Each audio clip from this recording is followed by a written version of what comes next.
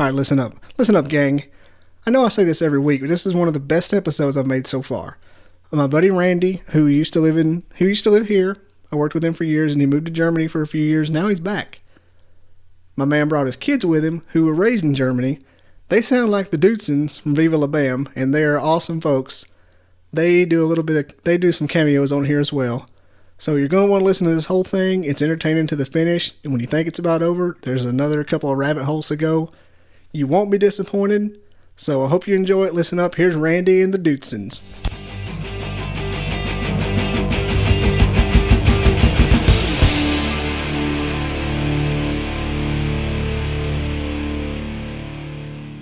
All right. I hit the record button now. We got numbers. We're 4 seconds in. Pull that up, Jamie. Pull it up. What are you drinking? Mike's Hard? Yeah. What flavor is that? Black cherry lemonade. Oh my god. It's like the giant bombcast where you try a new drink for every one of them. Yeah. At least for 6 episodes. What were we going to do? We had a podcast planned like last year, and it was going to be Jurassic Park versus Star Wars. The Dilophosaurus versus Boba Fett in a head-to-head matchup. Boba Fett wins every time. Oh yeah, because he doesn't spit. Boba Fett doesn't spit. You got that tin up there. That's what reminded me of that. Are those painted on the wall? No, they're metal. Mandalorian supporters in this house. As he drinks Mike's Hard. It's the first run with this recorder. I'm nervous as a cat. I'm not nervous. And your kids are eating pizza. They're weird anyway. I need to get Jamie. We have a Jamie in our midst here. I just can't help. I want to get over here with a laptop and look shit up. He's good at looking shit up, that's for sure. I think he's good at eating pizza. Tommy knows. That's about all he freaking eats is pizza. Yeah, you can't tell it. How people stay so skinny. I hate you. How do you do it? You just eat like 3 slices of pizza and you weigh a buck. Okay, he eats it like once a week. And that's his stowaway for the rest of the week. His daily, it's like a camel. What are you, a camel? Eat 100 calories twice a month, whether I need it or not. This is great. Chilling in Randy's house. This may be a HQ from here on out. Might as well be. I got nothing else to do. He's got the table. He's got like assistants built in and a dog that's going to shake its ears. And a lot of background noise. I don't know. You can't hear. Well, maybe you can hear me mouth breathe more than anything. I imagine that's going to be a review. He mouth breathes a lot and can't get close enough to the microphone like this. You have to use the chocolate rain technique. What? The chocolate rain technique. You remember? Turn my headphones up. Chocolate rain. Turn them shits up. Put some treble in it. That's my word. I'm for real, dog. I can't hear. Put some treble in it. I'm deaf on my left ear. That is hilarious. We saw that like just a few minutes back. Put some treble in it. Wait, what Chocolate Rain was at Dave Chappelle, was he? No, Chocolate Rain was at, he had like a Indian sounded name, like Sanjay something or other. And he was like, one of the early YouTube famous guys that got like 10 million hits or whatever. I remember he was on Tosh. I think he also went on like Jimmy Kimmel or something. He was a Tosh web redemption. He pretty much did nothing afterwards. I think he tried to release an album or something like that. Like Sanjaya. Set this place on fire. 5 greatest rappers of all time. Dylan, and Dylan.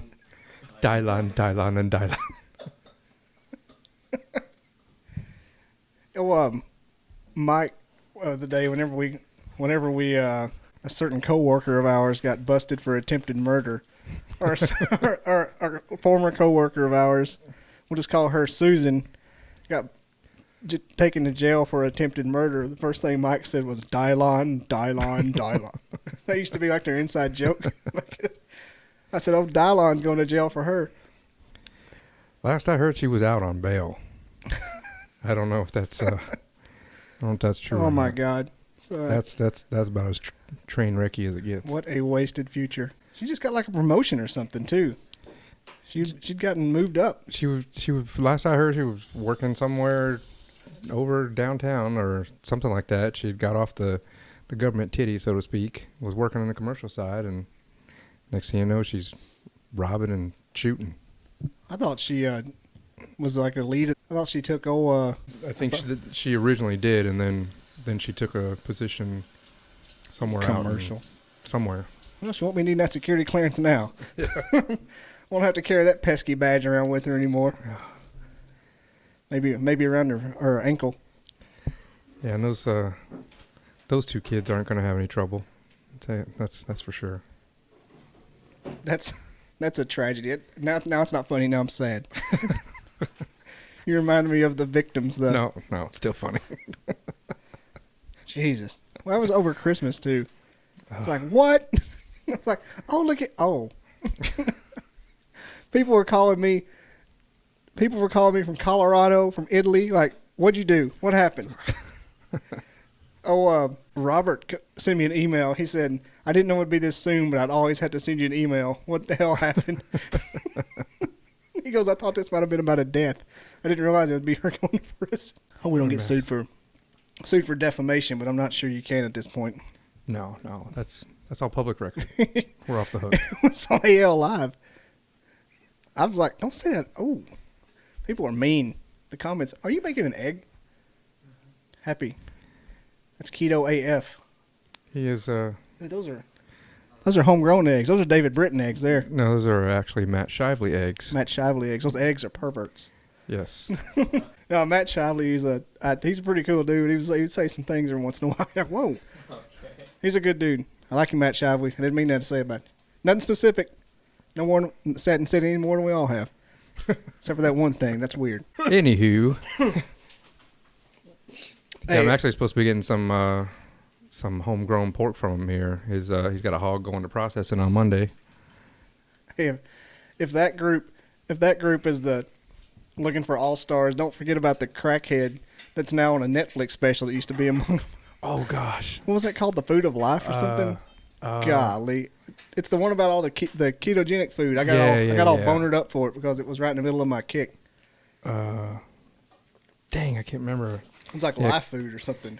Because my brother's got two special needs kids, and so the first thing I did was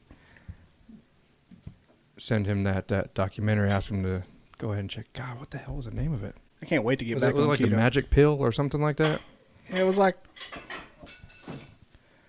Pull that up, Jamie. Yeah, we need a producer right now. Come on, Jamie. Oh, hang on.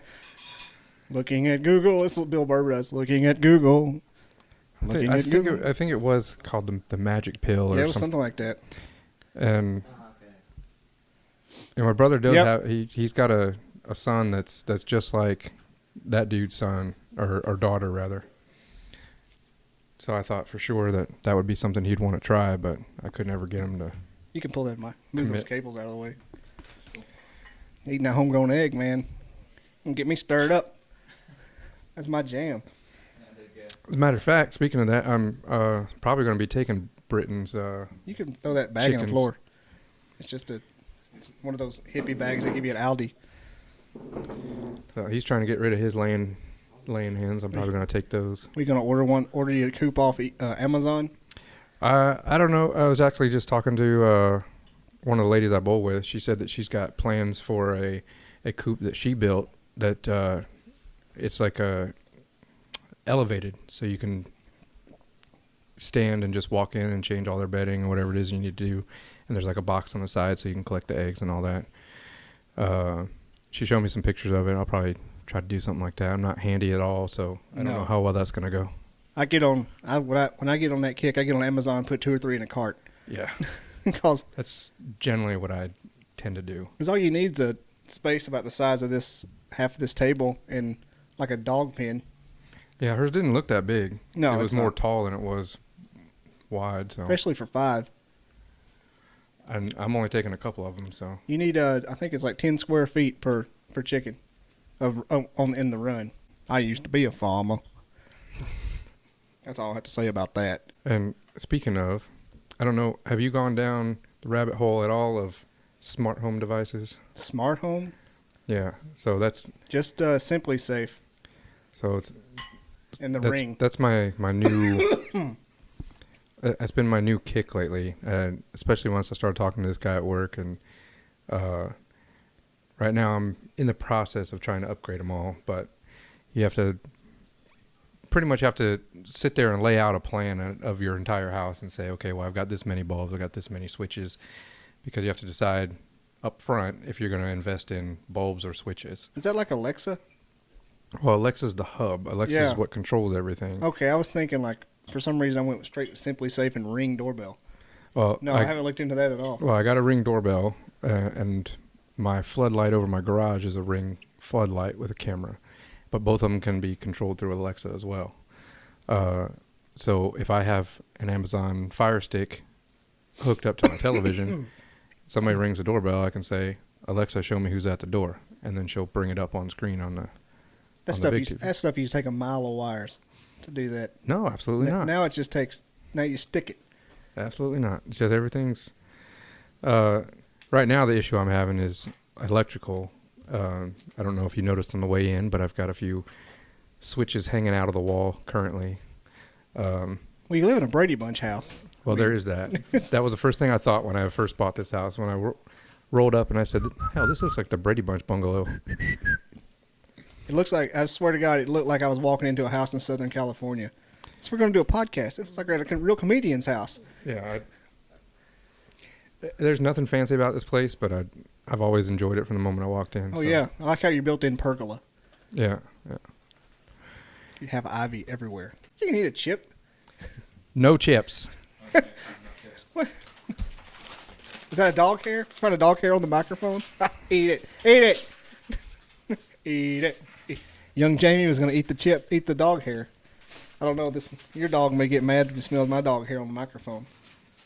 I got a bunch of them on my microphone too. My kids just throw them in the floor when they're sitting on my table. I'm like, why's my stuff on the floor? I paid money for this house. Demand a little respect. Jerry's getting upset. I'll tell you one thing different with this live setup is I'm not getting dry mouth. Like on the Skype. I don't know what the difference of that is. That's interesting. I guess it's because I'm not trying to keep it up. I'm not hearing myself as granular as I do there because I got it turned all the way up. You know, on that little tube, mm-hmm. 2-port one you gave me. That's one I use for right. Skype. Sensitive. Got it ramped up. Do you think it has anything to do with being, I guess, somewhat less natural? Yeah, I think it has a lot to do with that. I'm sitting there trying to talk to it and look at the screen. Looking at it with nothing on it. Just a blank, just a blue blob. Big fan of the microphones. Especially if I ever get a new laptop. Well, if I do it again, I'll break out my big one so I can look fancy. I don't know if this stand will hold it, though. I'll break out the big one, Randy says. Yes. Then maybe break out the big one for our next shoot. Hi, I'm here for the cable. I am expert. Straight from Germany. I'm here to fix the cable. You can guess what happens next. He fixes the cable. With his large penis. Whoa. And we're explicit again. The only reason I brought that up is because Big Lebowski was a subject last Sunday for some reason. And my friend Joe always sends me a text once a week that says, "Calmer than you are," for no reason. Since like 2001, since we graduated, a text, "Calmer than you are." And I looked it up. I looked up something on there, and he was on Conan, or Jimmy Fallon. It's Conan. And when he did the scene where he was going underneath the girls, they dressed like bowling pins, sprawled out over the lanes. Mm-hmm. He was on his back going against it. It was a dream sequence. And he said during he had a panoramic camera and during dress rehearsal, he was going to do a panoramic of all the girls up like that. And they were like, yeah, go ahead and do it. And they went to the wig shop and put tufts of wigs underneath in their underwear. The picture's on the internet, but it's just like a line of just these giant, it's like he's got Michael Jackson's head down there, like a big fro. Each one of them got like a fro under it. And his wife and kids are on set that day, and they were in on it. Okay. I was like, Jesus. He said, just tufts of pubic hair, man. It's everywhere. All right, for full disclosure, I cannot claim to have seen 100% of the Big Lebowski. We talked about this before. I think I have seen it all. I actually own it on HD DVD of all formats. Oh my God. So no, you haven't seen it. I have a working HD DVD player that is in system currently that I could turn on at a given moment. But having said that, You're the minority. I still believe that I have not seen 100% of the Big Lebowski. Whatever percent is that I have seen of it, I feel is very quotable. I'd say so. But very overrated. Get out. That is my hot take. You heard it here first on a 20-year-old movie. My hot take on the Big Lebowski. 23 years old. He goes, there's three minorities in the world: people that haven't seen Big Lebowski, and people that have an HDD player, and the people that voted for Jill Stein. In that order. 2 out of 3. I got them. Batting 300. That's Hall of Fame material, folks. I have a very small HD DVD collection, 2 HD DVD players, and have not seen all of the Big Lebowski as far as I can recollect. I think there was a time in my life where a day didn't go by for about 6 months I didn't watch the Big Lebowski. So that was us and Fight Club and Friday. We rotated between that. Like at least once a week we watched. Oh yeah. Both of those movies.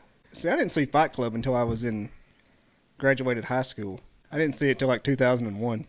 I only saw like a year ago as well. Of course, that might have been when it came out. I don't know. It was not far after. I think it was 99. We watched Lebowski from like freshman Jamie, year pull to that out. senior What year did Fight Club come out? Jamie. That's going to be a running joke here, folks, just in case you didn't get that. We do that. Me and Derek from down the street on our other ones. He'll say something. Pull that up, Jamie. You know, I forget what he's talking about. We don't have a Jamie. But now we do have a Jamie. 1999. He's being useless. Wow. I was late to Fight Club. That movie's so good, though. And then at the end of it, they blow everything up. So I had a strange relationship with that movie because, you know, my first thought, I guess you could say, was I see this movie with pretty boy Brad Pitt, and it's called Fight Club. And I'm automatically thinking, well, I'm not going to watch this. And every preview I saw of it was just Brad Pitt with his shirt off. And I was like, okay, I'm definitely not watching this. And I remember I was at my grandmother's house, and it was after the movie had already come and gone and went to DVD. And so they were already showing it on HBO. And they showed a preview of it on HBO. And I saw some scenes. I was like, this looks a little interesting. This looks like not what I thought it was. And so I went back to Germany. I was still in the army at the point, and a friend of mine had rented it. And he's like, dude, you got to watch this. You got to watch this. And we sat down and watched it, and I was like, oh my God, what have I done? I could have had a relationship with this movie so much longer, but yeah, it didn't look good to begin with. No. In the previews, it didn't. That was during Brad Pitt's little run of being Pretty Boy Floyd. Yeah, that was, was it Leaves of the Fall and all that stuff. I think he'd just come off of that movie. I love Legends of the Fall. Legends of the Fall, that's what it was, Legends of the Fall. That was like a 1994 movie, though. Okay. That was so long ago, me and my mom watched it. That's how I know about that. There's a certain point in my life, there was like a 5-year span where I don't really know when things actually occurred. So they all kind of occurred in the same year as far as I'm concerned. They kind of did. Always made the joke, like if somebody starts acting kind of like an outdoor Mac Daddy, like acting real crazy, like at a campsite, I'll be like, yeah, Brad Pitt's character in Legends of the Fall is loosely based on his childhood. Especially people that get into like assault weapons, and all of a sudden they have a lot of black T-shirts for some reason. Like, why do you have everything with the American flag on it? All of a sudden you're an outdoorsman. You had a Honda Civic 3 weeks ago. Now all of a sudden you're daggum Chris Kyle over here. Yeah. Tactical life. Yeah. They exist. That's they walk among us. That's like half of the AMC parking lot. All right, look, it's been years since I had that pizza. So I don't care. After having it again, I was like, okay, I don't need to eat this again. I don't hate Papa John's. But I guess if we live where we're at now, DJ's is the pizza place. That's where I was thinking about going, but then when I had to go get it, and I didn't feel like going to get it. Yeah, well, Grub South delivers. If you want to pay $75 to get their you want to buy somebody's bag of weed on your way to get pizza. Get somebody to show up in a Chrysler or what's the word? LeSabre 45 minutes late with a 50% markup. It's the worst part about Grub South. You get a $30 Wendy's burger. Come straight to your house. I was going to be buying at a hotel restaurant. Yeah, dog. Laying on my feet. It's a good time for my allergies to flare up. Surely I'm not allergic to your dog. No, it's not my dog. It couldn't be that everything's blooming this week once it cooled off. It's been raining for 6 months straight. And the barometric pressure is about to drop in the toilet tonight. It's going to be good for everybody. Yes. Every person. And if a tornado doesn't blow you away, you won't be able to open your left eye for a couple of days. The worst part about spring around here. You got tornadoes and the pressure drops, you get a migraine, your back hurts, snakes come out. It's terrible. Places like a rainforest. Damn snakes. Should have bombed it when I had the chance. I hate snakes. I'm surprised you haven't gotten more used to them. I don't see too many of them. I'm sure there's probably one under that log pile I got out back. Yep. But hanging out right now, listening to this podcast. Snake's going to be the first to sign on to the Patreon. So I was on it. First. I swear to God. Not just a snake, but I will chop off anybody's head that writes first. Yeah, it will. For the 3 people that watch this, it's going to be that one guy putting on lipstick watching this, saying first. First. Like Steve Buscemi and, Billy Madison. Was that Steve Buscemi? It was. Billy Madison. Yes. You know, he went back and told everybody sorry, and then he writes his name, marks his name off, and puts lipstick on. Then he shoots the rifle behind him and kills Shooter McGavin or whatever his name was. Shooter. Cross-pollination here. Not the same movie? Not even the same movie. Billy Madison wasn't a golfer? No, he was with his grandma and a gator? So that's not. No, he was not the son of Satan either. No one saw that movie. I saw it too many times. Little Nicky? Yes. That's another one of those movies that it's a bad movie, but people rightfully poop on it. But there are scenes in that movie that crack me the hell up, and I can't explain why. I see it, and I know it's dumb. I know it's bad, but it's just it's like a guilty pleasure movie when I watch it. I don't think I've ever seen it. You're not missing anything. No, but there are scenes of that movie that are. There's like a scene where they do him and Tiny Lister have a mind wrestling contest, and he makes him punch himself in the balls like 20 times in a row. I don't know why that scene cracks me up so bad. It's just the noises he makes, and then watching him punch himself in the balls over and over again. Tiny Lister? Yeah, Zeus, Debo. Okay, I know who you're talking about now.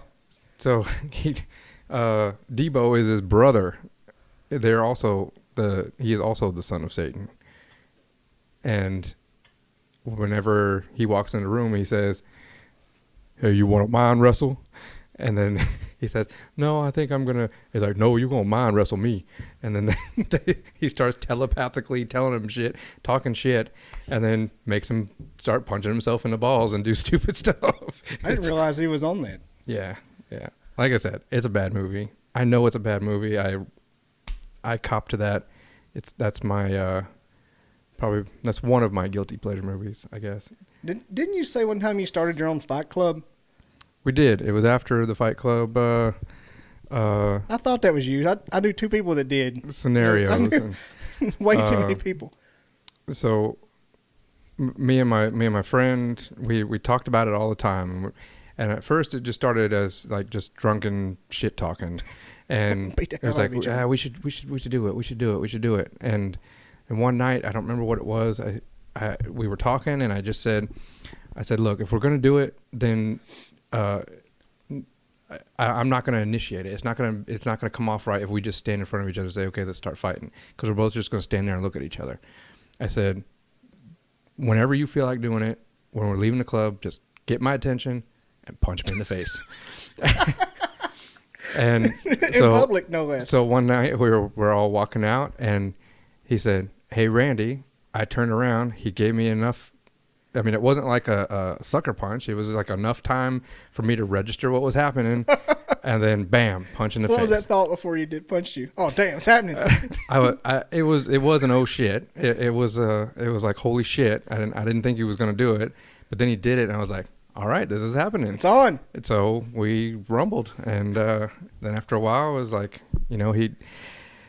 we of course, like every fight, every fight ends up on the ground, and he's on top of me, and he's not punching me or anything, but then I'm kind of wrapping him up, trying to keep him from punching me, and he proceeds to bounce my head off the concrete, and I said, okay, I'm good, I'm done. Turned into a real fight then. So then we stood up, hugged, and that was it. And so then after that, it was like a thing. We'd go out, get drunk, and then beat the crap out of each other.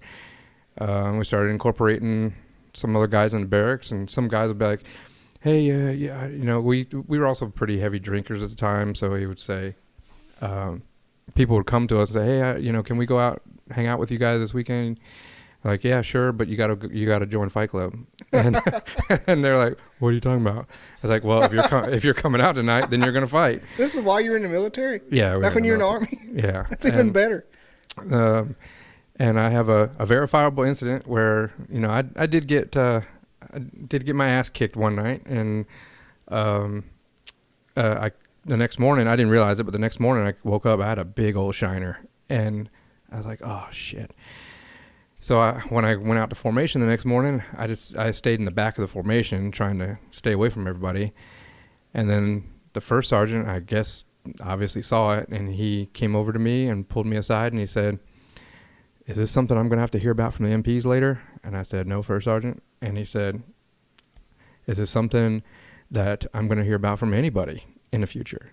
And I said, no, First Sergeant. He said, first rule. He said, okay. And I said, okay. So we continued to, after a while it just kind of died off. There was no real reason for it, but, we still went out, and, every Friday night, we'd go get drunk and beat the crap out of each other. I wanted to hear that to be the reason you got kicked out or something. No. I got kicked out because they said I was too fat. Look at me now. Look at me.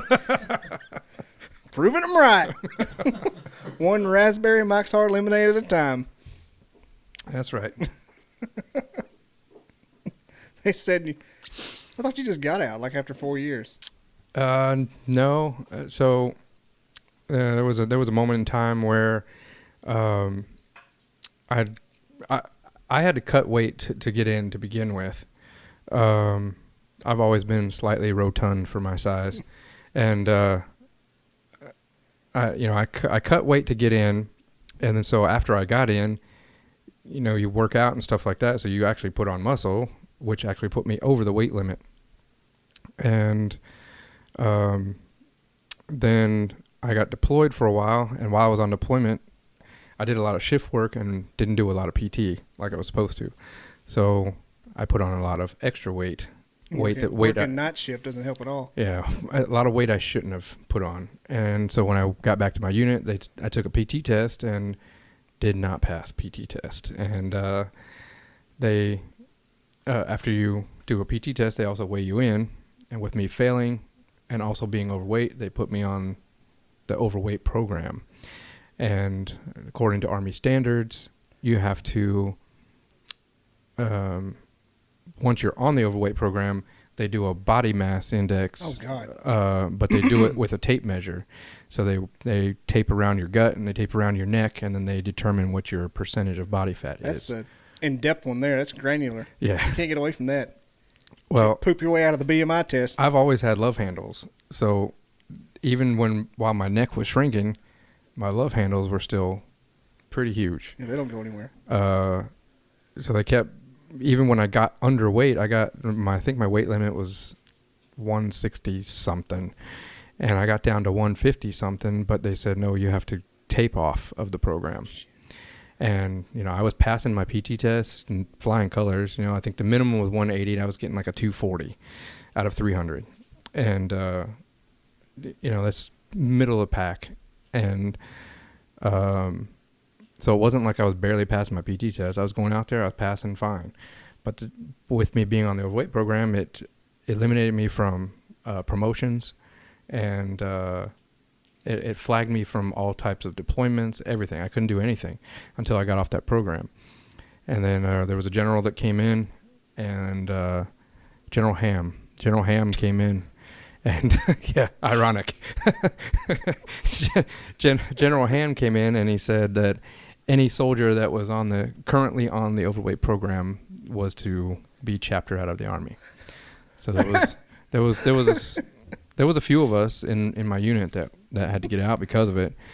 Well, General Ham. While I was on this process of being chaptered out, I decided, like, well, I'm getting chaptered out anyway, so F the Army. So I started acting a fool. I was showing up late to formation and not being a very good soldier. Let's just put it that way. And so either way, I was going to get kicked out anyway, but I ended up getting kicked out for being bad as opposed to being kicked out for being fat.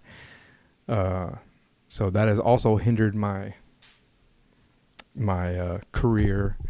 There's things like I lost a GI Bill because of it. Really? Yeah.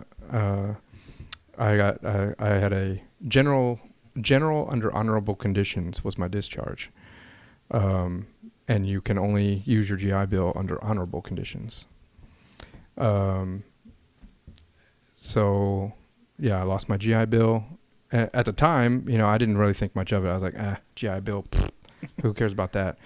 But then a couple years later, I was like, oh shit, I fucked up. Really needed that. Yeah. Nice to have college in a house. Yeah. It has also precluded me from a few other things.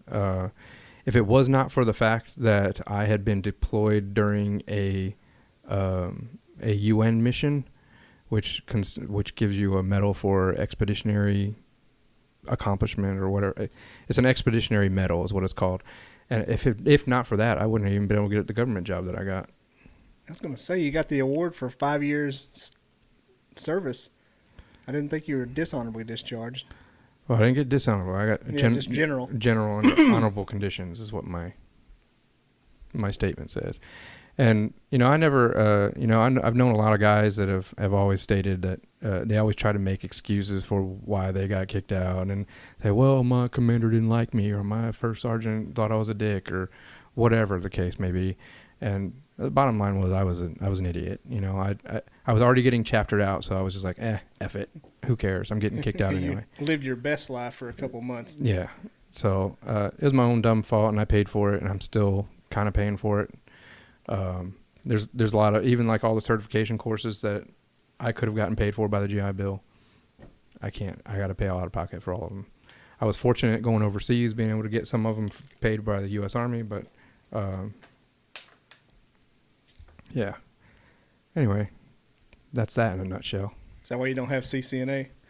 No, that is pure laziness, my friend.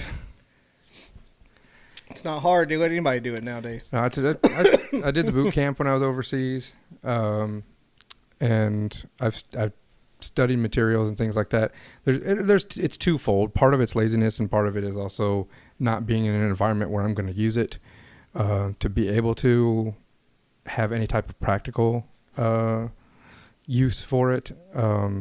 So it's precluded me from practicing, and again, I'll be up front. There's a lot of laziness in there too. Oh yeah. Them certs are terrible. I should be studying now, but I'm over here. Well, my procrastination is a side career. That's how privileged I am. I'm the king of procrastination. I mean, I got a pile of socks and underwear on my wife's side of the bed that I just keep pushing to the side because I just want to go to bed at night. Are they clean at least? Oh, yeah. They're not. Yeah, they come out of the dryer, they go on the bed, And then I was like, oh, I'll get to them when I'm done with this other thing. They're not like little hard socks laying on your wife's side of the bed, are they? No, they do not stand up on Look that. like little statues. I was like, what are you trying to tell me right now? On your wife's side of they don't have little googly eyes glued on them or anything? I just got I got a picture taped on the side of it. And You got a German speaking spell? yeah.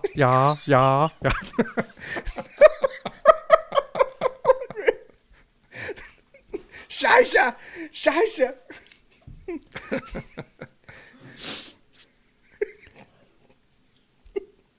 I can't get over y'all. My eyes are watering before. Yeah. So I am the king of Holy shit. procrastination. I've got half a project probably laying around in every room in this house that I've procrastinated on. Hell, I still only have tiles done in my kitchen. You doing the whole thing in tiles? No. The backsplash. So the backsplash that's there now is missing that whole bottom piece from when I had the countertops replaced, and the countertops. Oh, I see it now. The countertops had a little, I don't know what you call it, a little lip or whatever you want to call it of backsplash worth of countertop. So when I replaced that, they ripped the whole thing out, and so I've got that to do. I've got switches hanging out of my wall in the other room. I still have some of the trim in the hallway, still needs to be painted. I think literally every room in this house has at least one thing that I've left undone procrastination wise. I don't see a whole wall made out of old pallets, so No. it's like, where is that? No. That's not my I thing. can't restore an old house and I have a wall of pallets. Not live in this county. Not in Madison County, you don't. You also won't find any live, laugh, loves around this house. Sure as hell hope not. No. I will stab myself in the balls. And then I will expect at least one of my friends to do the same. You got a perfect spot right there above the couch. Nice big canvas. Yeah, that's where my Millennium Falcon canvas is going. You should buy the Lego $1,700 Lego set. Glue it together as you go and put it up there. No, if I'm spending $1,700 on any one thing, it's going to be a new OLED TV. A what? OLED? OLED, OLED. The LG C8. The LG C8. I'll even take a B7. If anybody's out there and wants to give me a B7 for $1,500, I'll take it. How have I not heard of this stuff? I hear about TV stuff like a year after they come out. OLED. It's a real thing. Yeah, that's my... So the LGs and the Sonys, they produce OLEDs, and Samsung produces the QLEDs. That's the competing format. So that's the TVs that are expensive now. Yes, that's the new hotness. So they got down cheap again, so they had to invent something. Yeah. Let's invent OLED. But of course they've got all those are 4K with HDR, active HDR, but now they've got the 8Ks and the new. I don't know if there's actually any physically on the market yet, but the new hot thing that might catch on is the rollable screens. What? Yes. See. LG just came out with a rollable LED. Yeah, like it hides away in a little, like a projector screen would. Has a little hideaway thing, and then it comes down, but it's the screen and everything is. And I'm assuming the electronics is in the rollaway. I'm just trying to picture why that would come so far to do that. Too good to have a space for a TV in your house? I don't know. No, it's not something like that. You would still mount it somewhere in your house. I'm just picturing a big roll TV, like a rolling iPad or a map.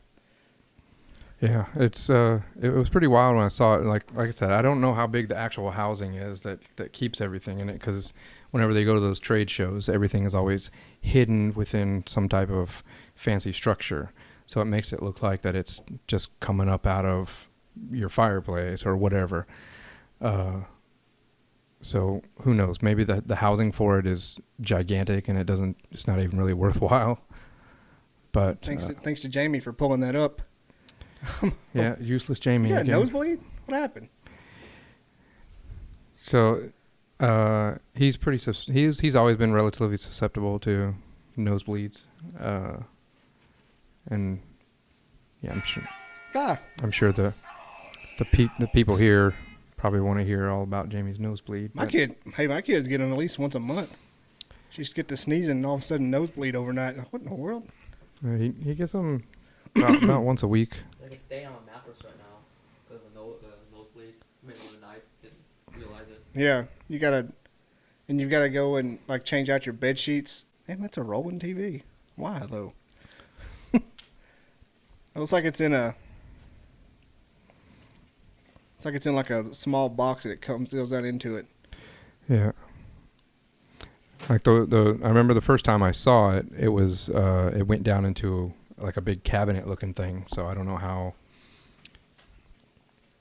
It's like a box that I don't know, would come in like a mini blinds. Yeah. It's not too bad. It's like a sound bar. It's Yeah. no worse than that. I'll see why this guy does. He's got like a view of New York City, and he puts it down so he can see the city. People that live in New York City. Yeah, then there's that. It's a whole new bag of worms. I don't know. I have from being a kid, you know, I always had this interest to visit. Well, it was more than an interest. It was more like a goal in life that I wanted to visit New York City, Times Square most specifically, because I've seen, you know, every movie I've seen, you know, everything was there. Every monster destroyed it. There was always Times Square and was it Union Station and all that kind of stuff, and so I always wanted to do that. And I remember going there, and you know, I remember having a big shit-eating grin on my face as soon as I rounded the corner and I saw Times Square. I was like, "Oh my God, I'm here! This is fantastic." And it was also cool to actually go up. They have those stairs. There's like these stairs in the middle of Times Square that you can go and sit on and just view the city and watch people do stuff. And that was all right. But then after you get over that, there's not much else to it. It's just like every other big city. It's just more cramped.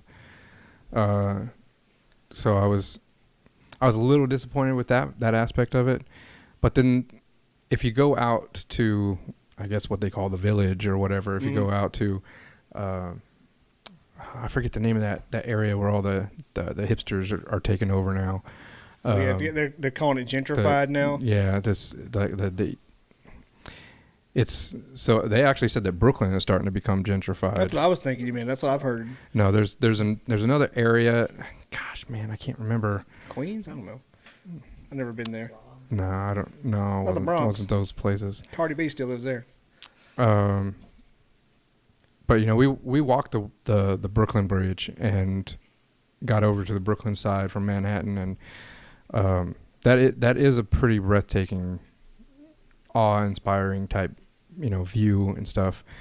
And there are apartments right there on the Brooklyn side that you can get with that view, but first of all, they're very limited with that view, and second, the people you're going to pay out of the asshole. They're $4,000 a month. Yeah, it's absurd. At least it's absurd. There was nothing. One of the things that I like to do when I go to travel is not the first thing, but you know, one of the first things I do when I have some downtime is I look to see what property values are in that area. And everywhere I've been, to Barcelona, New York, wherever I've been, I always look. DC.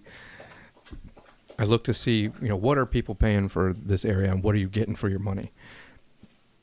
And I just remember being flabbergasted. I'd always heard that DC and Northern Virginia was an expensive area to live in.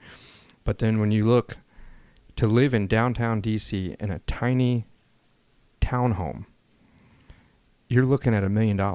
Jesus. $1 million.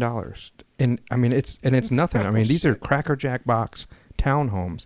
There was one that I saw that was boarded up. It had boards on the windows. This is when I went there with, I went with Mark Allen. I went to go see a football game there. And we were just walking around downtown D.C. and we cut through this little neighborhood. And I saw one that had a for sale sign, and it was in this nothing of a neighborhood. There was nothing around it. There was no landmarks. It was just happened to be in downtown D.C. And everything was boarded up. The doors, everything. I mean, it looked like something in the ghetto. And I looked it up, and they wanted $750,000 for it. Jeez. That's crazy. It was nonsense. Must be one of those guys up there were getting like $100,000. Yeah, it was unreal. My aunt, my great aunt, she used to have an apartment in Alexandria, and she bought the apartment. I think, if I remember correctly, I could be maybe exaggerating on the figures, but if I remember correctly, she said that she bought the apartment. It was a 2-bedroom apartment for $250,000 in Alexandria, Virginia. And then they put in I think it was a subway stop in her neighborhood, and she sold it for $750,000. So she made $500,000 on the sale. So that raised the property value? Yeah, off of a 2-bedroom apartment. Mm. Madness. $750,000 in Madison County. You'd be living in luxury. Yeah. You have 3 houses. Yeah, for real. I'd buy my own hotel.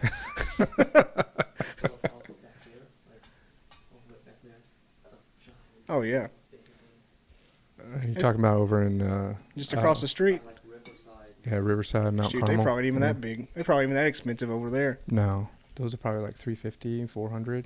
Yeah, those $500,000 maybe at the most. It tops. Maybe in the biggest one. You gotta start climbing mountains around here to get above $500,000. Yeah, so if you go over there, over on Chapman Mountain on the side over there, what's that mount?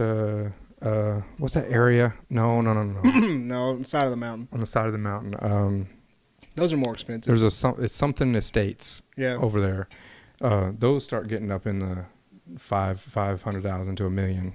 Almost said Mountain View, but that's the name of the trailer park in Hollywood. That's Mountain View Estates. And those over there are even getting old, so they may be going down. I don't know. Maybe I don't think houses go down in value like a car. Yeah. Speaking of car, are you still driving your Toyota? Yeah. Yeah. It's a bad thing about Toyotas. You always have them. And I'm poor. Well, I don't think that's accurate at all. I'm living in poverty. Yes. My little minimum wage network engineer job. Scraping by. Just now plugging it. Wish I had a minimum wage job where I could make some real money. Paycheck to paycheck. Living tax return to tax return. I'm going to get wheels on it. Put some doves on it next month. Yeah, I'm thinking about upgrading mine. I was looking at getting something big, but I don't think I'm going to get anything. Oh, it's only 5 years old. Yeah, I've also put 110,000 miles on it already. Oh, and it is a Chevrolet. Well. She ought to be using oil and spitting and sputtering by now. No. She actually does pretty all right. I had an issue with the transmission drive not too long ago, but it was still under warranty, so I just took it in and had it taken care of. I will probably get another one here in the next couple of years. I say that every couple of years. Said that before. I've said that before. Heard that before. I don't know. You just keep going, and you don't have to pay for it. It's like an addiction, man. Yeah. That was my biggest thing when I had my Honda. I had my Honda Civic, and I paid it off, and I was like, man, this is great. Yeah. It still runs, and I don't have to pay for it anymore. This is awesome. I've got 2 vehicles, both paid off, and they both run. Oh, yeah, you got the pickup. I got my truck and the car. And a Toyota Sienna. Oh, geez. 8-seater. Oh, my gosh. Yeah, it is an 8-seater. We bought it like 1 year old, though. Sienna, which one is that? The minivan. Oh, that's the minivan. Yeah. You know. Yeah. Stuff that gets all the girls in the yard. It's my milkshake. That's right. You can't take a damn... you can't pull out of a driveway without scraping. Who engineered this shit? I was looking for an off-road bumper for a Toyota Sienna. They don't make them. You can't find them anywhere. Just give me something I can put some clearance on it. I think it's hilarious. You're hearing him eating cereal. By the way, you're eating cereal? You just ate... Wait, no, you ate the pizza. I was like... Yeah, this is my life now. They eat a meal, and then afterwards they eat bowls of cereal. They eat... like they're hobbits. Yeah. They have second dinners. They have... I have to fight with him to eat breakfast. But then it seems like after 3 o'clock, I can't get him to stop eating. It's like a damn mogwai or something. I was going to say, he's like a mythical beast. Is that raw spaghetti? Yeah. Do you know how many boxes of this we go through? Get the hell out. You're eating raw spaghetti? Raw spaghetti. We're going to be banned in Italy now. What did you say? Raw spaghetti? Do you smoke weed or something? Eat raw spaghetti.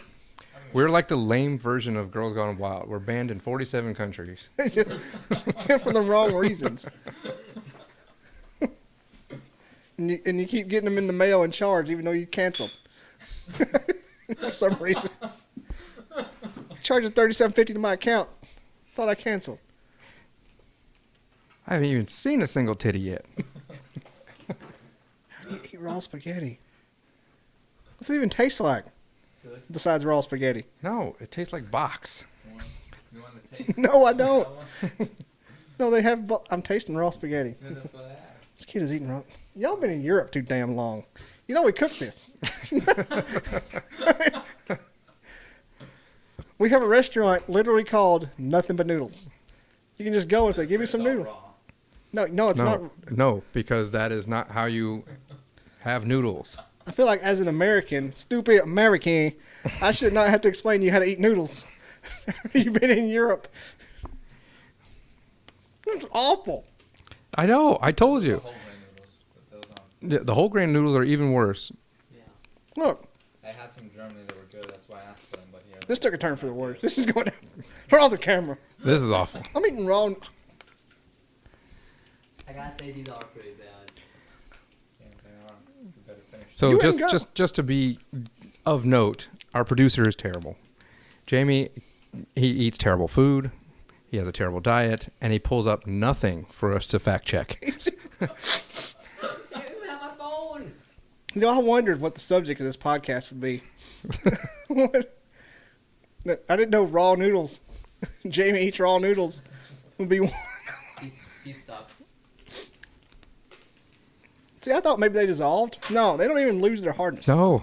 No. No. You gotta crunch. No, this is like eating glass. You gotta work for it. You gotta want to eat a raw noodle. Do they have angel hair left? I'm gonna throw up. He just asked if we have angel hair left. You know, the spaghetti's a little crunchy tonight. It doesn't even go down a little bit. It doesn't even... To be fair, like I said, the whole grain stuff is terrible. The whole grain raw noodles are They awful. do taste like rocks. Well, yeah, they're raw noodles. Susan. I didn't know this would happen. It's like, are you eating raw? Oh, that's awful. We're munching on glass like a Fraggle Rocker in a minute. So, what are like your criteria for who gets on the show? I don't know, you want to be on? Sure. Yeah. You kind of sound like a Dudson. What's what? I said you kind of sound like a Dudson. Yeah, but So just a little inside baseball here. Are you hearing him? Is he picking up on... A little bit. Yeah. If I had it wound out all the way, you'd be just like you're sitting beside him.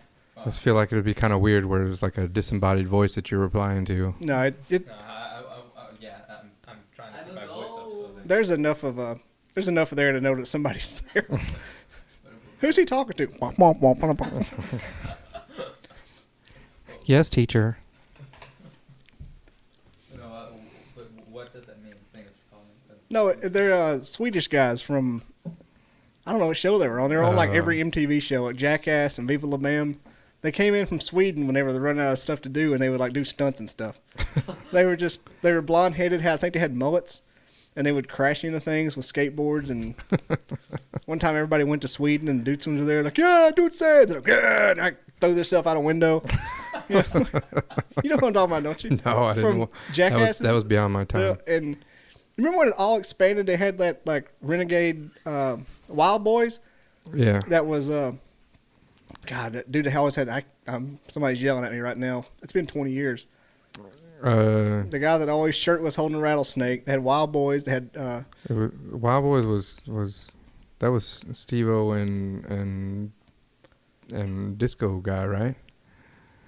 It was just a guy who stuck his wiener in the rat. Remember the guy who got his wiener bitten by the snake? Oh my God. It was just him and that guy with the long hair that was kind of like a Leonard Skinner, Steve Irwin. I don't think Steve-O was on Wild Boys. I honestly don't know. Like I don't want to say I was too old for that, but when it came on, that was when I was in the Army and stuff, so I didn't get to watch a lot of MTV. Well, I was in college, so I watched it all. Yeah. I was in the prime of my life. It came out during a time frame where I didn't have a lot of access to that stuff. I probably would have watched it if I had been around it, but I don't know who was on what. I knew it just from, being in the lexicon at the time, but as far as pinpointing, on this episode, so-and-so did this, and this guy guest starred on this show, I don't know. I really don't know. That is above and beyond my knowledge of anything Jackass. Yeah, it was the same universe, wasn't it? It was Jackass. Yeah, it was Steve-O. Yeah. Oh my God, I didn't know it was Steve. Yeah, I thought it was Chris Pontius was on there though. Because I think I did catch one episode where he had I want to say a lobster pinch his nipples. Oh, of course. That's just a given. Something like that. I think it was a lobster grabbed his nipples. But that other guy was on there all the time too. The guy with the long hair that always had the rattlesnakes. Yeah. I don't know. I don't know. But that and Viva La Bam and Jackass all came out at the same. They're like spin-offs of each other. And then the Dudesons had a show. They even had a show called the Dudesons. They would always show up and beat up Phil. God. The Dudesons. I always hated Bam. That was like my big turnoff. I didn't want to see anything with him in it. I thought he was like King Douche. He kind of was. Here's the Dudesons. Whoa. The iPhone 10 by Verizon is acting up. That's what you get. You're alone. There. See? Very blonde Nordic. They're from like someplace where it snowed. Dudesons. No one knows. Aryan folks. Good Aryan folks. Is that what you said? Yes. You're such a weirdo. Strike 3. iTunes ban for life. Glad to see I get to sharpen my editing skills with this bad boy. Been cracking my knuckles with this thing. Okay. Let's get all the career-ending comments out. me and my friend Patrick were talking on one of these Skyping the other day, and we got on a conversation. I'm like, how did I let that one go? Who thought that'd be a good idea? We were just sitting there rambling. Like I think we were like, he was at his house in Birmingham. I'm just on my phone like this, and we're just chatting. And I listened to it like 4 days later. I'm like, oh shit, I better take that out. All right, which one is the hockey liking friend? Jim? Jim. Yeah, he's my kid's godfather. Okay. He'll be on one day. I need to meet him sometime. You want to be on his hockey team? Well, I don't know about that. I'm not really a hockey. Does he play hockey? Yeah, intramural. They're at the Iceplex. Oh gosh, no, I definitely don't. He broke his damn ankle. I played goalie I played street hockey. I was a goalie for 1.5 seasons. I played in all of 3 games. I still can't skate. I think you'll fit right in with these guys. I found out quickly that I desperately need to buy a cup. Desperately want to make love to a schoolboy. Scratch that. I don't know. It was one of those things where I guess in like casual, air quotes, hockey, that nobody wants to be goalie, and so they always have shortages of goalies. And I was like, well, that is I mean, I love hockey as a sport. I've just never played it, and I grew up in an area where it was not a thing, so I never got involved with it. But I figured, well, that's the thing that requires the least amount of skating, so I think I can handle that. You just get hit every 5 seconds. But you're padded enough. I mean, it didn't ever bother me. I mean, I took a couple off the top of the helmet and stuff. You don't really feel anything, but I just they happened to get it right in the 5-hole and jeez, got me right in the 5-hole a couple of times. Those pucks are soft too. Oh yeah, and they come in slow. Yes, slow and soft, like a baby kitten,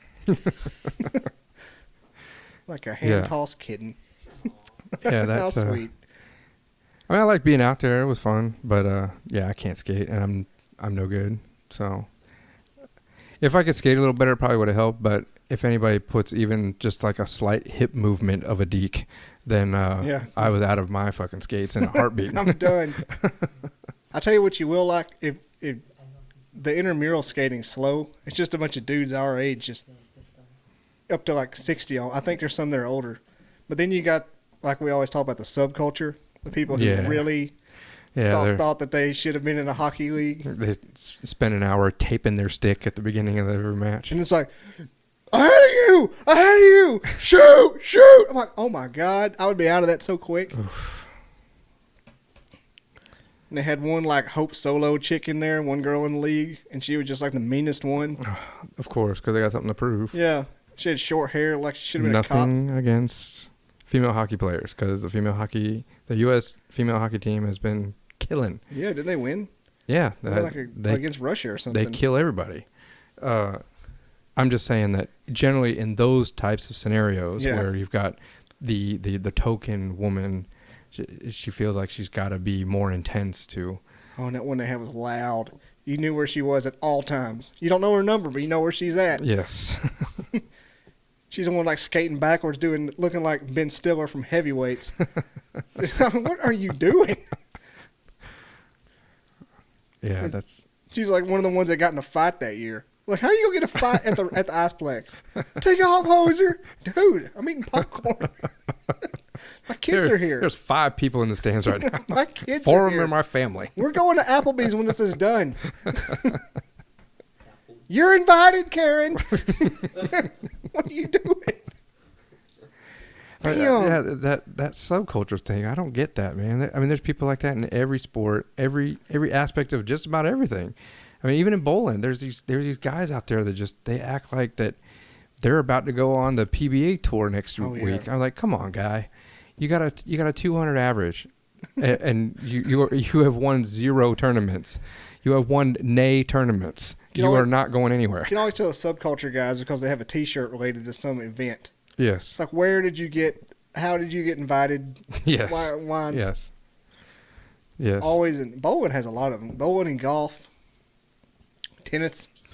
God forbid tennis. As a whole, I think bowling seems to have more of a lower point of entry, I guess you could say. Yeah, definitely. As far as kids parties, who gets to go to tournaments and things like that. Oh yeah. I mean, this weekend I'm going to a tournament in Memphis, and I am not by any stretch of the imagination a great bowler.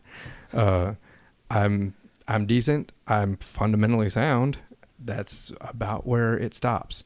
But it's fun, and I like to go out there and have fun. But I know I'm going to get there, and there's going to be those guys. Oh yeah. There's going to be those guys that got 48 pounds of tape across their arm. They're going to have the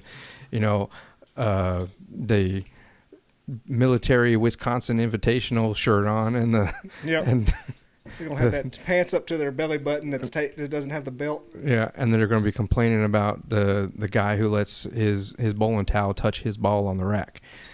Still do the too much oil on the lane. Yeah, the lanes are too oily. Yeah, that's when everybody starts talking to me about lane conditions. I got to tune them out. Yeah, it is literally the I've got a broken controller. The broken controller of bowling. Yes. You couldn't hear him. Yes. Yeah, that's if you couldn't. Like the cart pat. The course was too wet. Yeah. Like, they over-oiled it. Yeah. Really? And I mean, it's easy. I've bowled my whole life, and I've heard people say that kind of stuff my whole life about how they. The one that I remember hearing growing up was that they reverse blocked the oil pattern, meaning that they put oil down where they shouldn't have and didn't put oil down where they should have, and that's just not a thing. That's that all of those machines are mechanized, and they have patterns that you program in and say, Yeah. press the button and it goes out and does its thing. So it's not going to just be like, oh, I'm going to not put oil down at this part. I'm going to put it down at the end just for you guys. Yeah, we're going to change it up just for this run. Tuesday evening, you're all fucked. Yeah. Good luck braking on this lane on Tuesday at 7. I haven't been to it yet. I keep getting screwed out of it, Josh Miller. But the United States Bowling Congress has what they call nationals, and that's as the name implies, the national tournament out in Las Vegas, and it rotates between like 3 or 4 cities. So they'll have it in Las Vegas, they'll have it in Reno, they'll have it. I think one time they had it in Syracuse, New York, for some dumb reason. That doesn't fit. No. Then they went down to Texas, and they went back up to Reno. Anyway, what I've always heard about that particular tournament is that that'll humble a lot of these house bowlers, because they oil the lanes a particular way when you go to a standard, Redstone's lanes or whatever local house you go to bowl. They oil them essentially the same way, and they oil them in such a way to help the standard everyday bowler. And you go out to nationals, and it is more of what they call a sport pattern. It's not necessarily a sport pattern, but it is a much they oil it down to a certain length, and then the rest is no oil. It's all dry. And then the rest is dry at the end. And so when you try to throw it like you did back at your house out in Tecumseh, Mississippi, or wherever the hell you're from, it's not going to react the way that you're used to.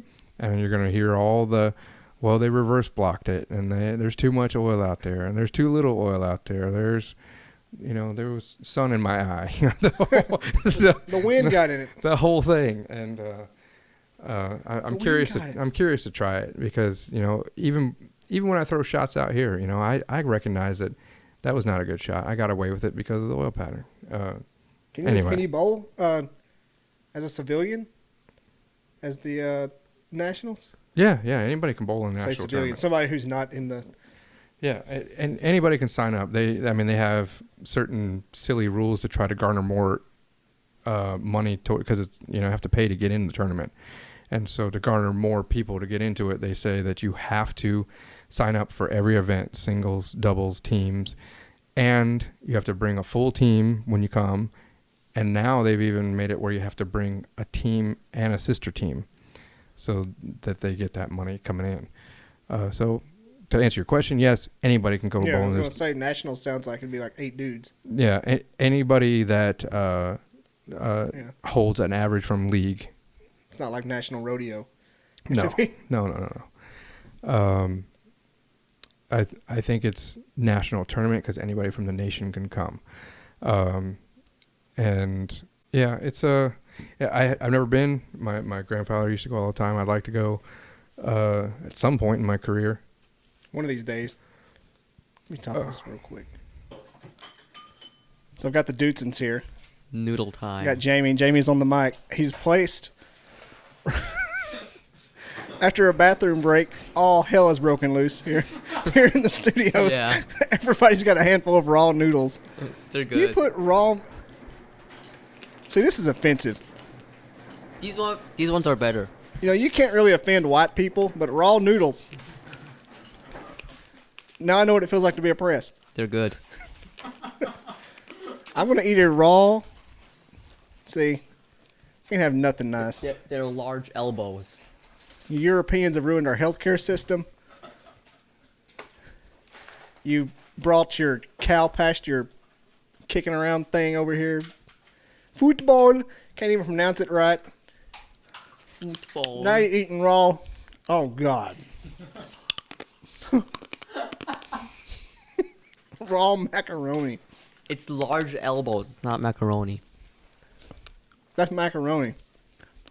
Let's say right there. Said macaroni. Doesn't. What'd you make? You got a Tom Collins? I'm about to. Damn, that's absolute. You got absolute vodka in this. All right. I'm about to retreat to my humble abode to stack the yak.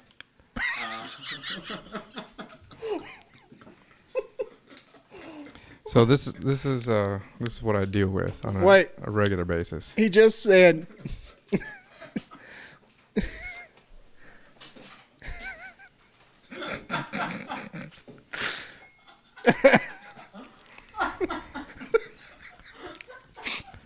I have a 16-year-old who claims I am going to retreat to my humble abode to spank the yank. He said, "Smack the yak, smack the yak."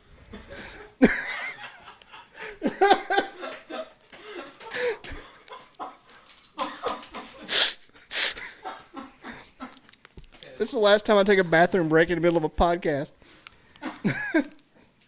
This is what I deal with.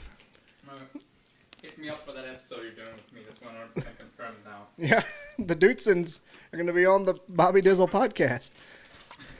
Yeah. Buckhorn's. How are you guys received at Buckhorn? Do you have a nickname yet? Everybody hates us. They got German kids there Oh, already. oh yeah. There's one on their bus. Bedcombe. That his friends refer to him as the Nazi. Of course they do.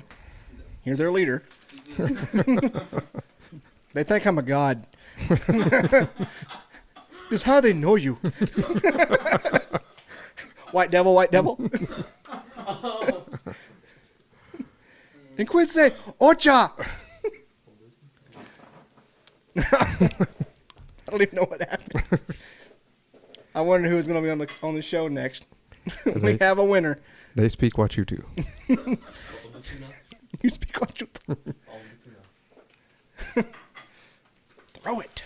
Reflexes of a cat. They call you the Nazi? What do they call you? Oh my God. Okay, we have to That's what the... ease back on that Jeez. It's got real up in this camp. one. Leave that part out.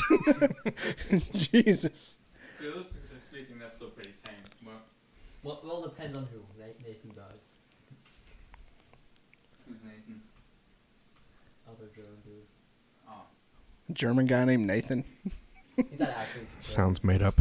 This guy's fake. That Chinese kid named Trevor next to him. No, we have a Chinese She's from dude. Canada. She went to another school. You don't know her. Gertrude.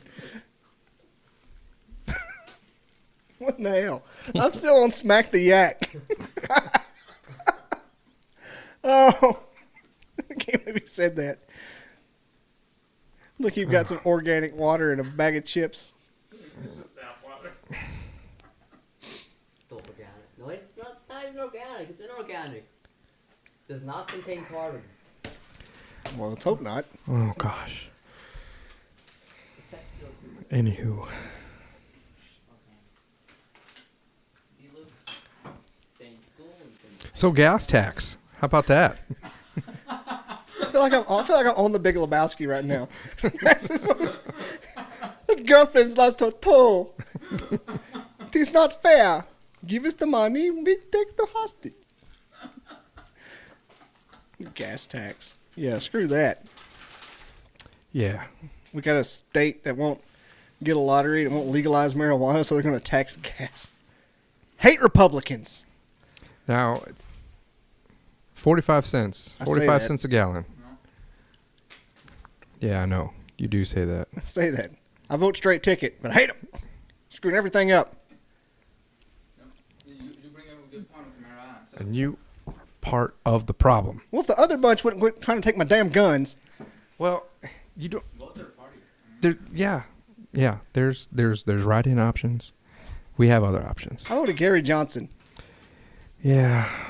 I voted Walt Maddox in the governor election.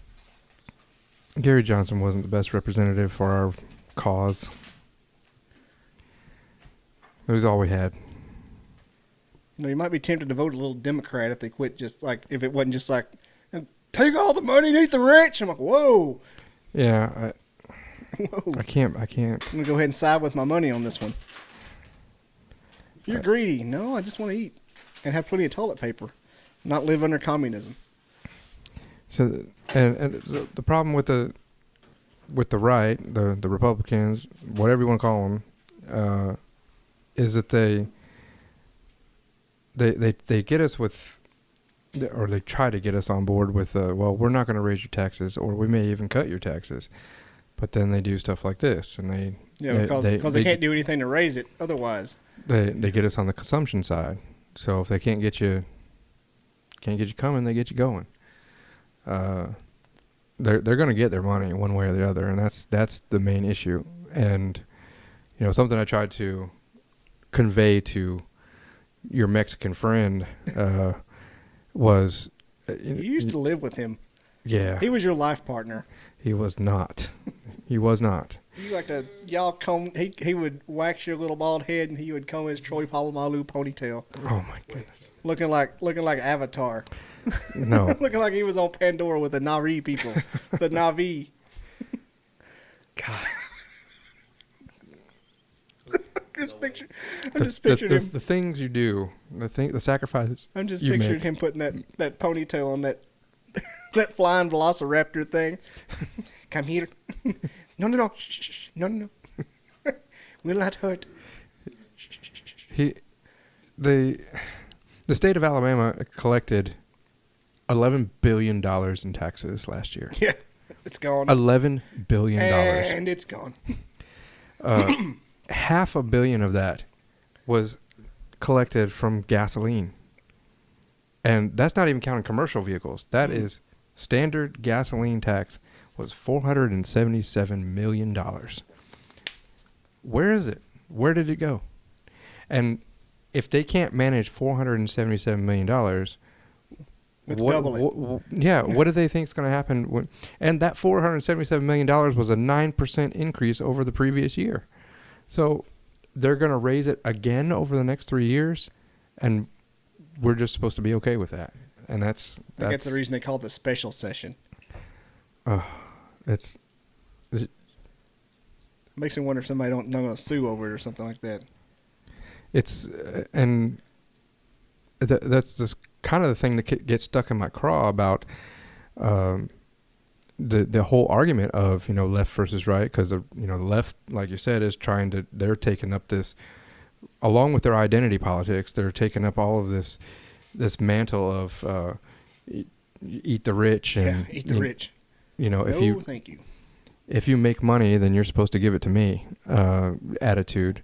And the right is taking on the mantra of fuck everybody but me. And, I already got mines, so I'm out. I'm out. It makes you kind of like that with the alternative out there. You kind of think about it like, nope, get away, nope. Yeah, well, my main issue is that the people who support either one of those sides, they're arguing with each other using that same mantra, when the real issue at hand is the actual government spending. The federal government is even more ridiculous than the amount of money that they actually take in every year. And there was a report that just came out that in 1 month's time, the Washington D.C., the U.S. federal government in D.C.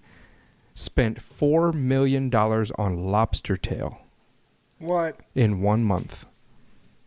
$4 million on lobster tail in 1 month for their catering, their parties, or, foreign dignitary, whatever the case. They don't itemize it down to that granular of a level, but $4 million on lobster tail.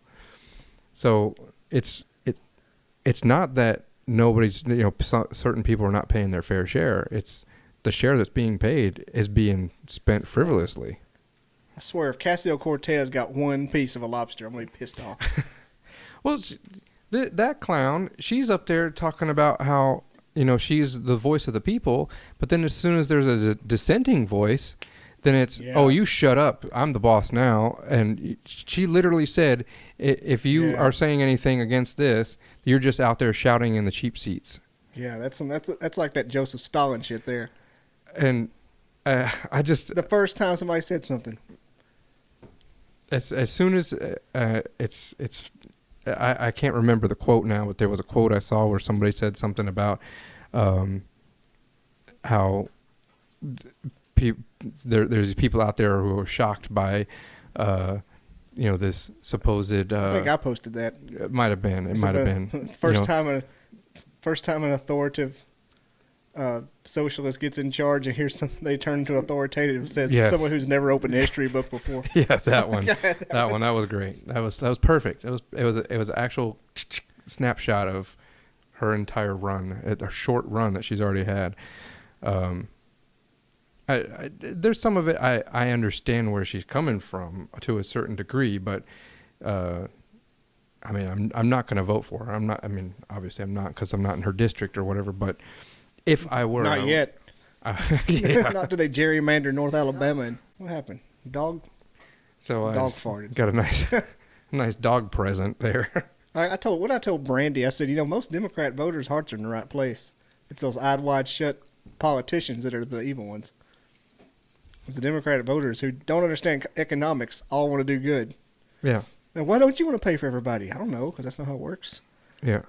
That's... you heartless fiend. So, and that's something that I try to impress upon people, especially a lot of them try to take up the argument of, well, Europe, well, Nordic countries, well, Japan, whatever. They point to some other country and say, well, they did it. And if you get down in the weeds on that stuff, there's a lot of it that is crumbling under its own weight. Mm-hmm. And it hasn't come to fruition yet. It's still actually succeeding. Norway is not a very good standard because Norway has, per square mile, has the most natural resources of any country on the planet. And don't they have under like 1 million people in the whole country? Yeah, so you can't use them as a model, because even if they run out of other people's money, they still have the natural resources to back up anything that they want to do. But if you look at countries like Germany, for example, I worked under their system. I paid their taxes. I paid into their social system. I had their social health care. And there is a certain attitude amongst the people where they think they've already been indoctrinated to the point of they think that all of this stuff is a right to them now.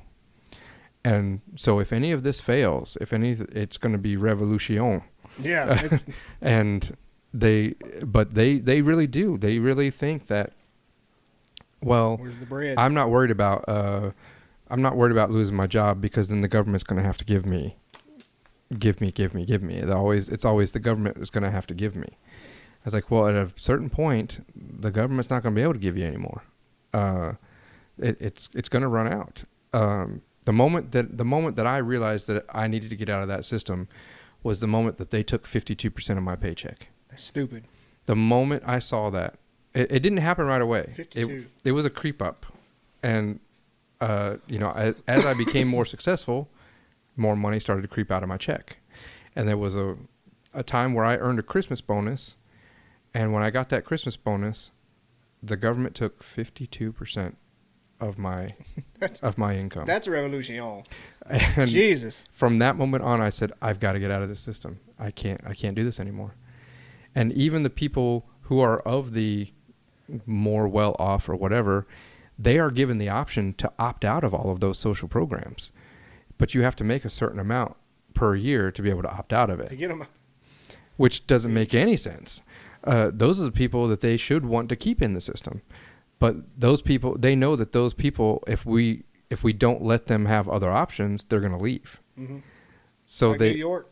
Exactly. That's what New York's seeing in California. So they have all this middle. It's the same problem. They have this whole middle class of people who don't make that amount of money, that are forced into that scenario of paying for each other and paying, while all the people who make over a certain amount are allowed to opt out of all of those programs. I eventually ended up making enough money where I was able to opt out of their social insurance, which I did immediately. And I got private insurance and I ended up paying a fifth of what I was paying as a premium. And if everybody had that option, I bet most of them would do it. And then that whole system would fail. Wouldn't take long. So I've got my own issues with I'm all about helping people out that need help. But I guess that comes with a caveat of to a point. Yeah. You know. Eventually they got to help themselves. And I'll be the first one. I mean, it's open to anybody to ask. I have no qualms telling people how I've cast my ballots over the years. And the very first time that I was able to vote, I voted for Bill Clinton. And Jesus, you're older than me. Good Lord. But I voted for that on the basis of his stance on welfare. He stated that he wanted to implement the 2-year limit rule for welfare. Yeah, what happened there? Yeah, I don't know. Came off that kind of quick. Yeah, I didn't really follow it enough after that. I kind of had, had a kid at a young age and had to deal with that aspect of my life, so I didn't really follow politics as much as I should have. I didn't even know that. But yeah, he had implemented a program that said that he wanted that welfare was not a way of life, and that everyone should have a 2-year limit, and then after that, you need to do something else with your life. Good Lord, that's an actual good Clinton policy. Right. What? And so that was one of the things that drove me to casting that vote. See, I would have voted for that. So anyway, so I don't have a problem helping people. No wonder he didn't go for 3 terms. Trying to kill welfare. Yeah, that's crazy. I didn't know about that. Of course, I was 12. That might have had something to do with it. In 96, Mm-hmm. I was literally 12. Yeah. Turned 13 that summer. So I was 13 for that election. So they would only let me vote Democrat when I went to register. I'd been out of high school for a year, and that was my first time voting. And I'm assuming it was 1996. Wasn't 92, was it? No. I was like, No, I was I'm actually like Quagmire. I'm actually 71 years old. Yes. Really? I was a sophomore in 92. I'm 71. Yes. You got a problem with that? Eisenhower. Yeah. Anyway, that tangent over. That was a good one. I won't rant on that any further. We went from Dudesons to Bill Clinton. I don't even know how that happened. That was funny. That's the way it should go. Yeah. I had other subjects in mind to ask you, but since the venue is so good, I want to repeat it. All right, that's fine. We can do that. Like the times you got robbed in Norfolk. Oh, those man. are my favorite. Yeah, those are good ones. What else? I know one. I know the story. What about how you were haunted as a child? Oh man, That one. so That's a good one. I can get into that one. That was we lived in a very small house, and my sister was born. She was a newborn at the time, so that put me about 5 years old. And That's cognizant. That's old enough to yeah, hold on and to some stuff. I recall once I looked back on it when I was a little bit older, I realized what was going on. But I used to see like the sunlight flashing along the back wall of her bedroom, her bedroom all the time. And my bedroom was across the hall from hers. And I was always fascinated with that light going across the back wall of her bedroom. And in my stupid kid head, I thought it was something supernatural or something like that. But all it was just cars going past and making that the sun move, the shadows and sun and move.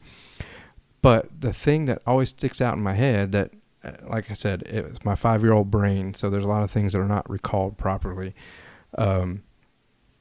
But the way I remember it in my head and the way I remember things happening back then, I would go and lay on the floor in my sister's bedroom and stare at that corner of the wall where the sunbeams would come in. And there was something, I don't even really recall what made me do it, but there was something inside that told me that said that I had heard something. And so I cried out, like kind of yelling. Like you said you like, hollered at it. And yeah, I was like, ah, just kind of like that.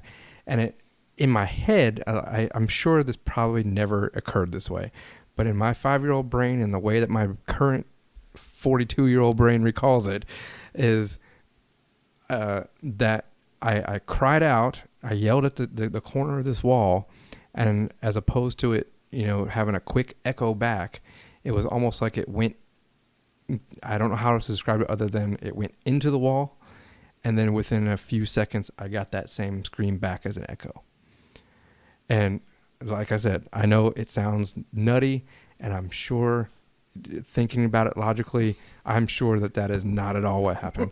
And if I could go back in a time machine, it was probably just my stupid 5-year-old yelling at the thing, and it echoed back. And over the years, my brain has morphed it into this thing where it went into some echo chamber and came back as a... It went into another dimension. Yeah, it was a portal. Went through a wormhole, came back as a altered scream. I don't know if that's the case or not. I don't know what really happened. I just remember it creeped me out to the point where I ran out of the room. My mom yelled at me for screaming in my sister's room and possibly waking up the baby. And and I didn't like going in my sister's room after that. So that's about the size of that. But there were other stuff. You used to say other stuff happened. Yeah, there was something. Hell, I can't remember. Something about your mom. Yeah, so yeah, that's what it was. My family, my remember mom, the shadow, and then your mom. My mom and my whole mother's side of the family were way into psychic stuff, channeling, seance, the tarot cards, the whole bit, readings, and when I was young, we had moved to Virginia Beach at that point, and so I guess that would have put me around the time that was happening. I was 11 years old, 11, 12 years old, tops. They used to have people over all the time, and I always just assumed my parents were having parties.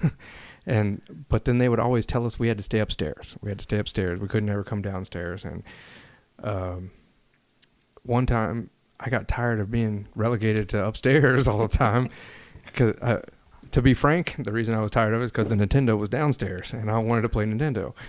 And so I remember sneaking down the steps and like peeking my head around the corner, seeing what was going on. And I noticed all the lights were out downstairs, and there was a bunch of candles lit, and everybody sitting around in a circle. My mom sitting in this chair, but I couldn't really tell what was going on. I could hear people talking and stuff, but I couldn't really hear what that was being said. And it was very low key and real quiet and stuff. And nobody was. There were no conversations happening, but somebody was talking.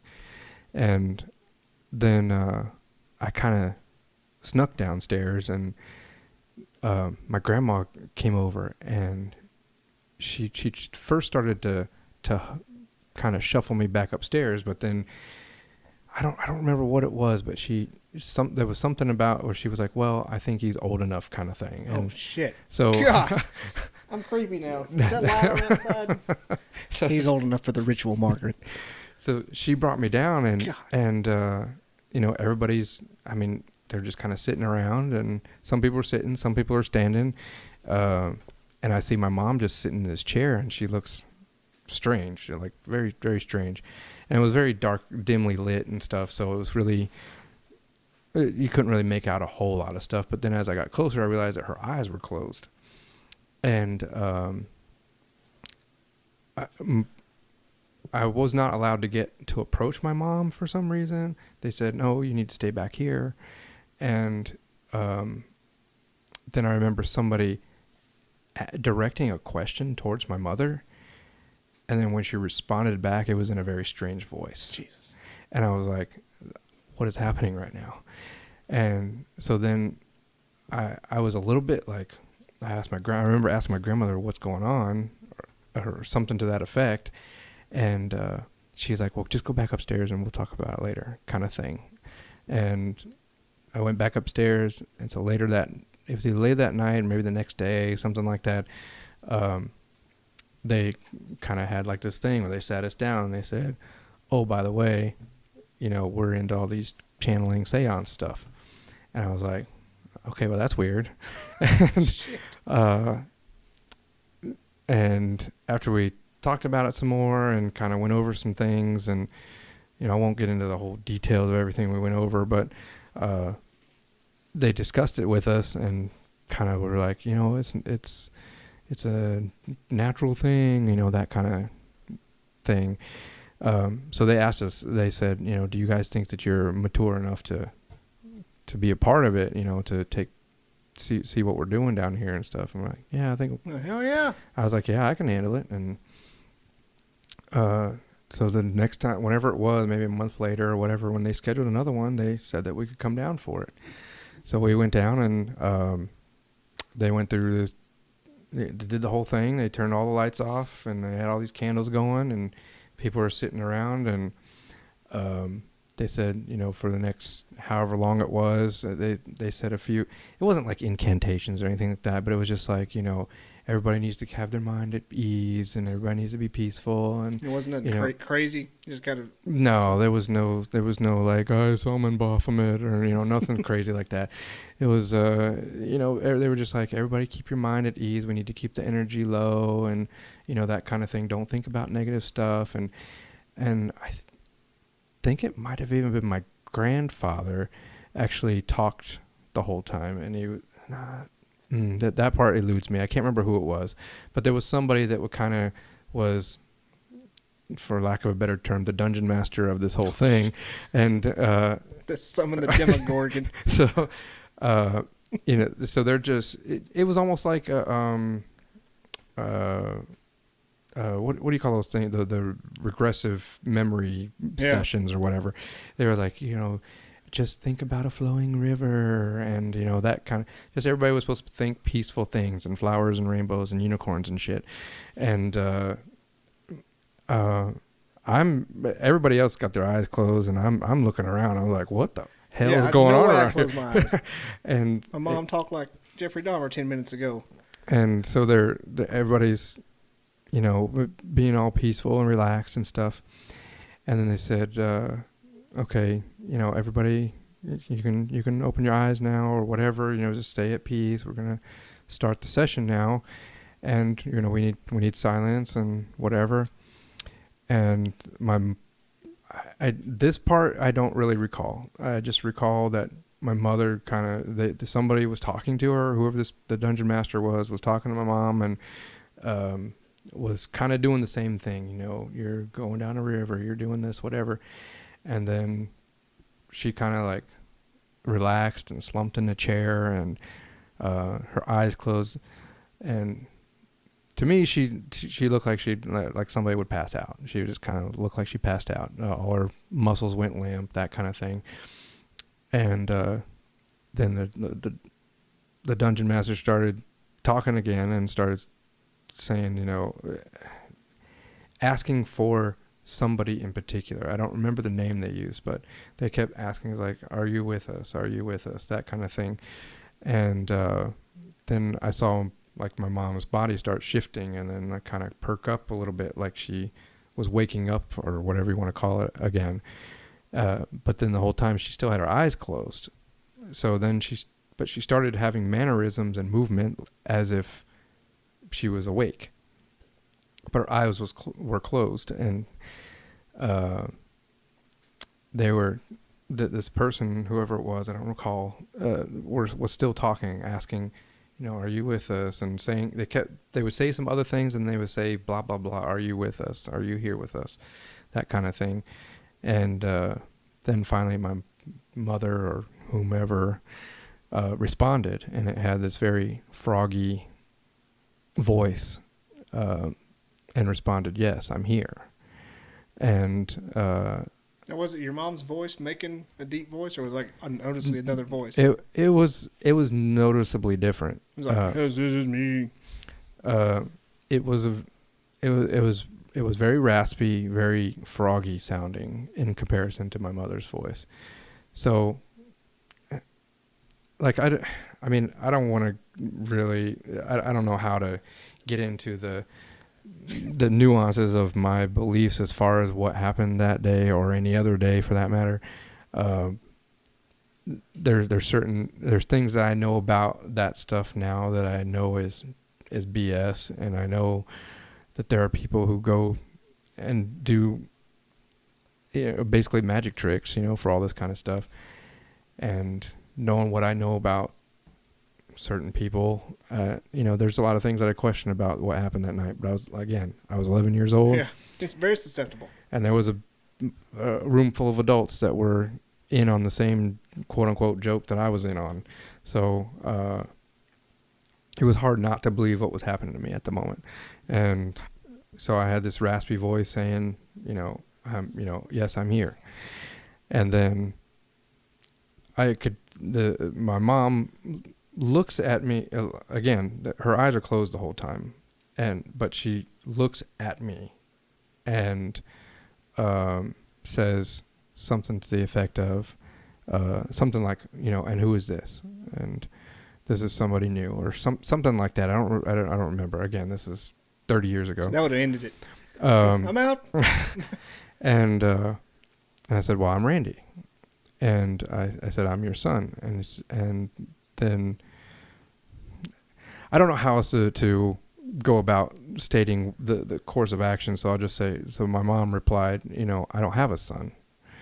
And again, I don't remember the name that they used. So they replied, I don't have a son. And I said, well, I'm Randy, and you're my mom. And I remember my mom's face kind of crumpled up a little bit, like she didn't know what the hell I was saying. And I was like, then the dungeon master, whoever this person was, I don't remember, said something to my mom to the effect of, this is Randy, this is the son of your host, and blah, blah, blah, blah.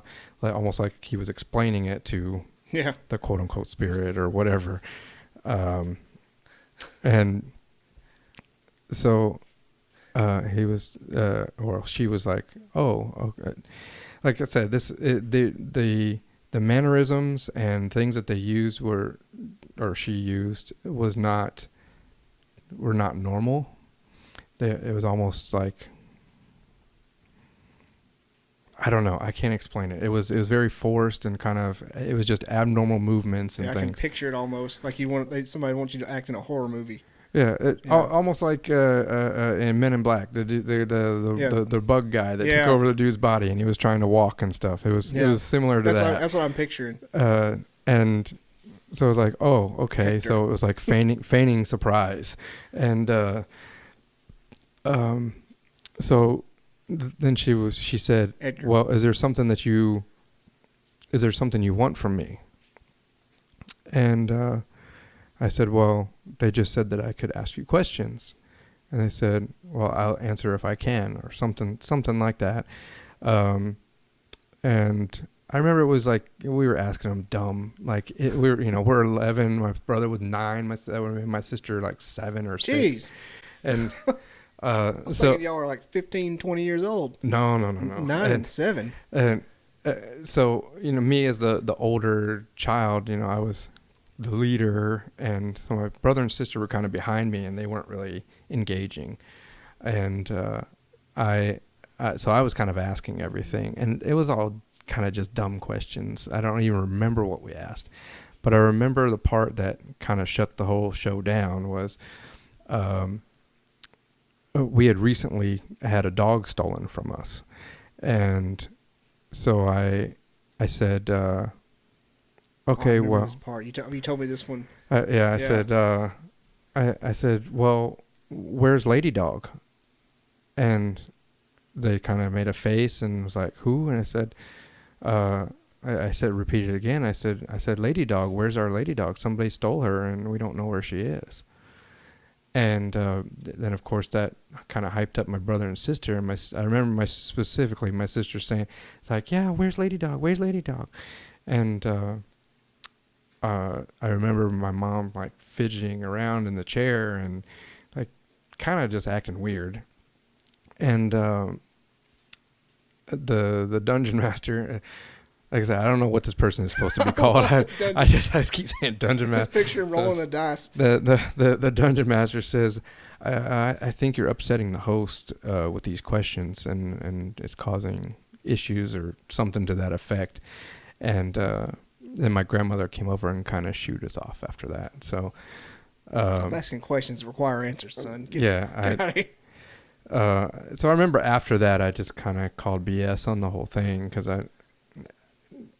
again, looking back on a lot of that stuff, I think it might have just been a show, and I don't know what to believe of what happened with what. I know it was really weird. A lot of it was weird stuff, and some of it's maybe exaggerated in my mind based on my age at the time. But yeah, you told me the dog one.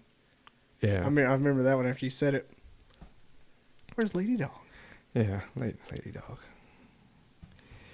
Anyway, that was that. I mean, I had other quote. I've used air quotes like 6 times already now, but it's okay. It's audio only. I had a few so-called psychic incidents with my family over the years with that kind of stuff. My grandmother really bought into the Uri Geller stuff. Oh, yeah. shit. So the live readings? No, the Uri Geller was the spoon bender. Oh, that guy. Oh, man. And he supposedly could fix broken watches and just all kinds of parlor trick type stuff. But he would do it on live TV, and everybody was like, "Oh my God!" And, to the point where my grandmother was bending all the forks in our damn house and claiming that she had psychic abilities. And even though that was proven to be the tungsten or whatever in the metal that he touched it and it bent. Yeah, we had years later. We used to make a joke because there was literally the junk drawer that everybody has in their kitchen. Ours was filled with bent forks. That from my grandmother, yeah, and just stuff like that. When I was having some issues in high school, my parents decided to take me to a psychic to get a reading, and just all kinds of just nonsense like that. I'm glad they fixed you up for that. Yeah, they did a good one on me. Could have turned out bad. You might have started a fight club in Germany. That could have been. Could have been. Let's see. It's about time to wrap it up. Sounds good. 9:30. I think we will call it quits. All right. We're going to shut it off now. It's been a good one. It's been an hour and a half long. All right. I'm going to put something on after this that tells how to follow me on Instagram. But that is it. Thanks, Randy and the Dudesons. No problem. We'll see you next time. No problem. Hey, he's up. Poor yak. I'm out.